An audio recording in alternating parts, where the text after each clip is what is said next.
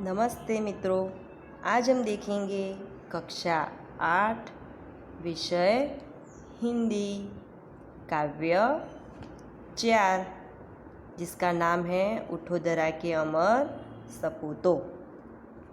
तो मित्रों, सबसे पहले मैं काव्य के बारे में आपसे कहूँगी। तो हमारा देश सदियों तक गुलाम रहा।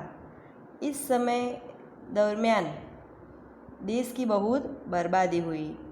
15 अगस्त तक 1947 को हमें ब्रिटिश सत्ता की गुलामी से मुक्ति मिली और सदियों के बाद हमने आज़ादी का सबेरा देखा है।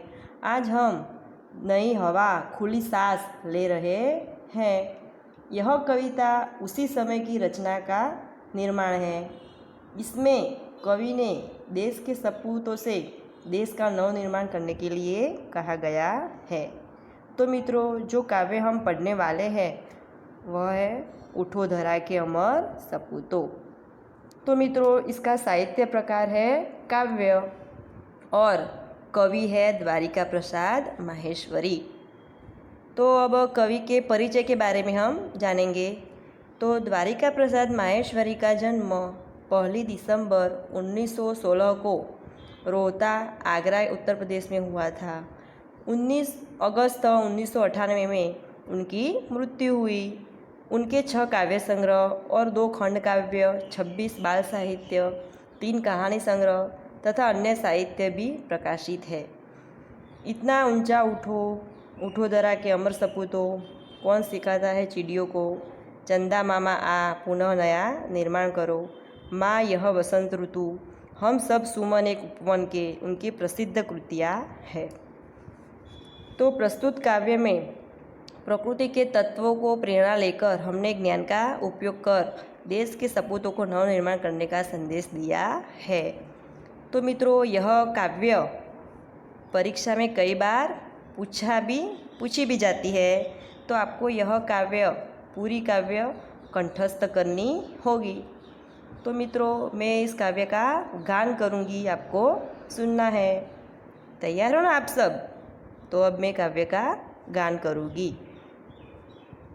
उठो धरा के अमर सपूतों, पुनः नया निर्माण करो, जन जन के जीवन में फिर से नव स्फूर्ति, नव प्राण भरो। नई प्रात है, नई बात है, नई किरण है, ज्योति नई, नई उमंगे, नई तरंगे, नई आस है, सांस नई। युग युग के मुरझे सुमनों में नई नई मुस्कान भरो। उठो धरा के अमर सपूतों, पुनः नया निर्माण करो। डाल डाल पर बैठ विहग कुछ नए स्वरों में गाते हैं। गुन करते भंवरे मस्त उधर मंडराते हैं। नवयुग की नूतन वीणा में नया राग नवगान भरो। उठो धरा के अमर सपूतों, पुनः नया निर्माण करो। कली कली खिल रही इधर वह फूल फूल मुस्काया है।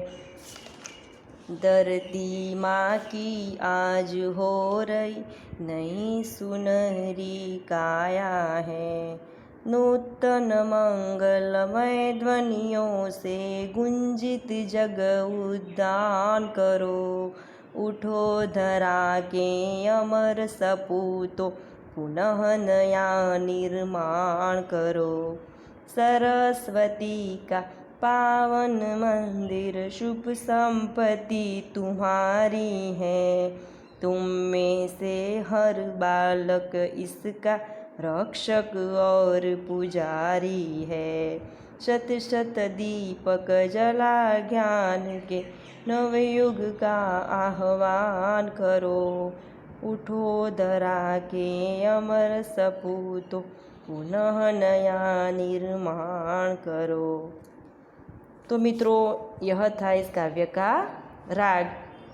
तो आपको भी यह पूरी कविता कंठस्थ करनी पड़ेगी।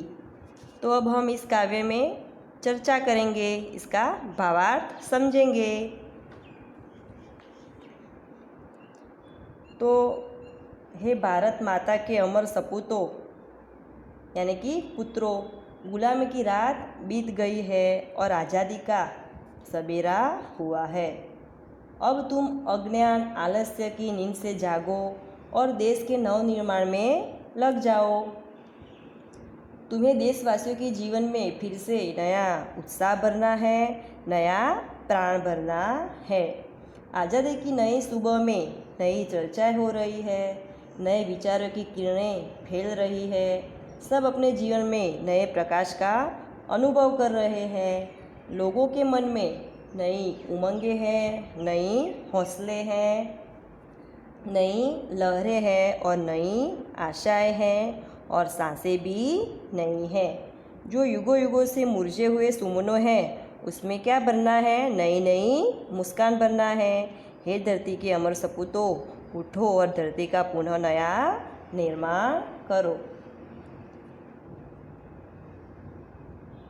आगे है, नई नई फूलों में नई मुस्कान बनना है और जो फूल मुरझे हुए हैं उसे खिलाना है। डाल डाल पर बैठे पक्षी कुछ नए स्वरों में गाते हैं। प्रकृति भी आनंदित है।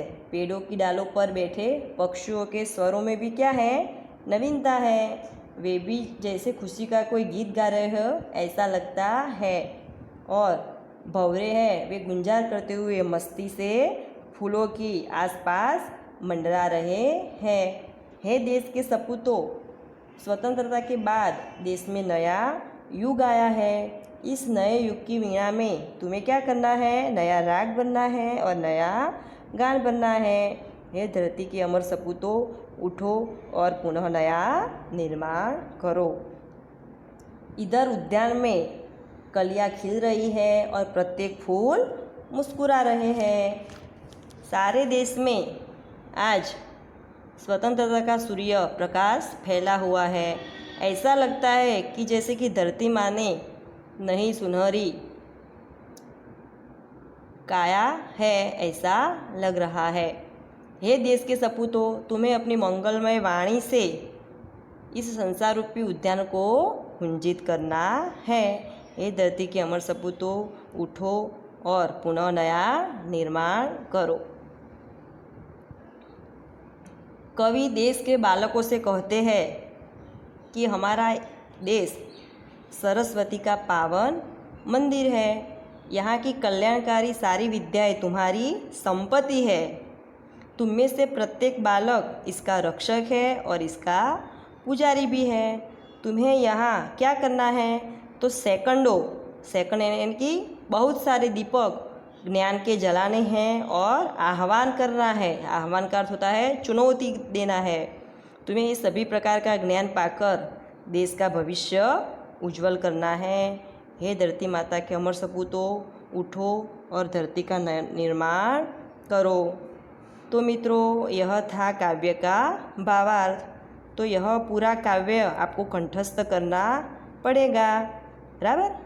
अब स्वाध्याय की चर्चा हम वीडियो में जब ऑनलाइन चर्चा होगी तब करेंगे। बस अंत में इतना।